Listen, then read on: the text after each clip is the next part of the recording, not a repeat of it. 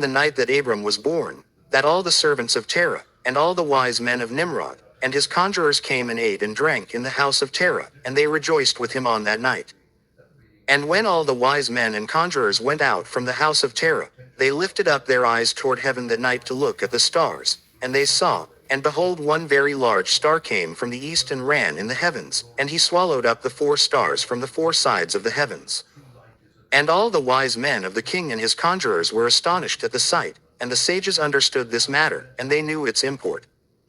And they said to each other, This only betokens the child that has been born to Terah this night, who will grow up and be fruitful, and multiply, and possess all the earth, he and his children forever, and he and his seed will slay great kings, and inherit their lands. And the wise men and conjurers went home that night, and in the morning all these wise men and conjurers rose up early, and assembled in an appointed house. And they spoke and said to each other, Behold, the sight that we saw last night is hidden from the king, it has not been made known to him. And should this thing get known to the king in the latter days, he will say to us, Why have you concealed this matter from me? And then we shall all suffer death. Therefore, now let us go and tell the king the sight which we saw, and the interpretation thereof, and we shall then remain clear. And they did so, and they all went to the king and bowed down to him to the ground, and they said, May the king live, may the king live. We heard that a son was born to Terah the son of Nahor, the prince of thy host, and we yesternight came to his house, and we ate and drank and rejoiced with him that night. And when thy servants went out from the house of Terah, to go to our respective homes to abide there for the night, we lifted up our eyes to heaven, and we saw a great star coming from the east, and the same star ran with great speed, and swallowed up 4 great stars, from the 4 sides of the heavens.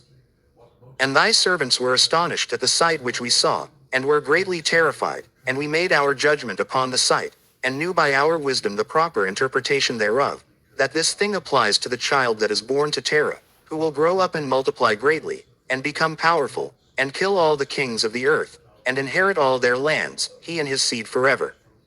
And now, our Lord and King, behold, we have truly acquainted thee with what we have seen concerning this child.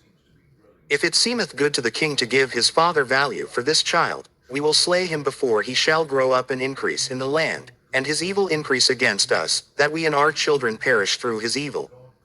And the king heard their words, and they seemed good in his sight, and he sent and called for Terah, and Terah came before the king. And the king said to Terah, I have been told that a son was yesternight born to thee, and after this manner was observed in the heavens at his birth. And now therefore give me the child, that we may slay him before his evil springs up against us, and I will give thee for his value, thy house full of silver and gold. And Terah answered the king and said to him, My lord and king, I have heard thy words, and thy servant shall do all that his king desireth. But my lord and king, I will tell thee what happened to me yesternight, that I may see what advice the king will give his servant, and then I will answer the king upon what he has just spoken. And the king said, Speak. And Terah said to the king, Aon, son of Mord, came to me yesternight, saying, Give unto me the great and beautiful horse that the king gave thee, and I will give thee silver and gold, and straw and provender for its value. And I said to him, Wait till I see the king concerning thy words, and behold, whatever the king saith, that will I do.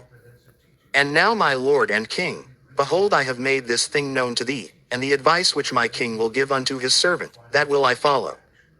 And the king heard the words of Terah, and his anger was kindled, and he considered him in the light of a fool. And the king answered Terah, and he said to him, Art thou so silly, ignorant, or deficient in understanding, to do this thing, to give thy beautiful horse for silver and gold, or even for straw and provender? Art thou so short of silver and gold, that thou shouldst do this thing, because thou canst not obtain straw and provender to feed thy horse? And what is silver and gold to thee, or straw and provender, that thou shouldst give away that fine horse which I gave thee, like which there is none to be had on the whole earth? And the king left off speaking, and Terah answered the king, saying, Like unto this has the king spoken to his servant. I beseech thee, my lord and king, what is this which thou didst say unto me, saying, Give thy son that we may slay him, and I will give thee silver and gold for his value? What shall I do with silver and gold after the death of my son? Who shall inherit me? Surely then at my death, the silver and gold will return to my king who gave it. And when the king heard the words of Terah, and the parable which he brought concerning the king, It grieved him greatly, and he was vexed at this thing, and his anger burned within him. And Terah saw that the anger of the king was kindled against him, and he answered the king, saying, All that I have is in the king's power. Whatever the king desireth to do to his servant, that let him do, yea, even my son, he is in the king's power, without value in exchange, he and his 2 brothers that are older than he. And the king said to Terah, No, but I will purchase thy younger son for a price. And Terah answered the king, saying, I beseech thee, my lord and king, to let thy servant speak a word before thee, and let the king hear the word of his servant. And Terah said, Let my king give me 3 days' time till I consider this matter within myself, and consult with my family concerning the words of my king. And he pressed the king greatly to agree to this.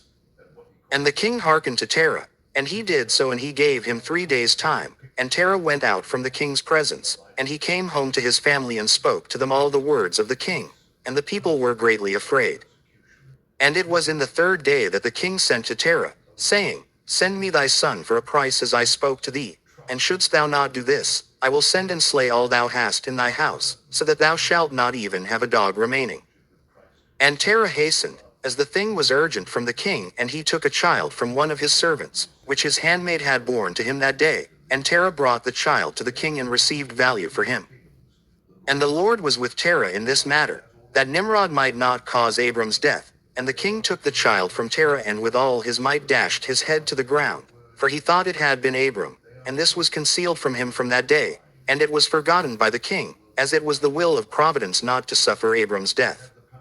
And Terah took Abram his son secretly, together with his mother and nurse, and he concealed them in a cave, and he brought them their provisions monthly. And the Lord was with Abram in the cave, and he grew up. And Abram was in the cave 10 years, and the king and his princes, soothsayers and sages, thought that the king had killed Abram. Jasher chapter 9.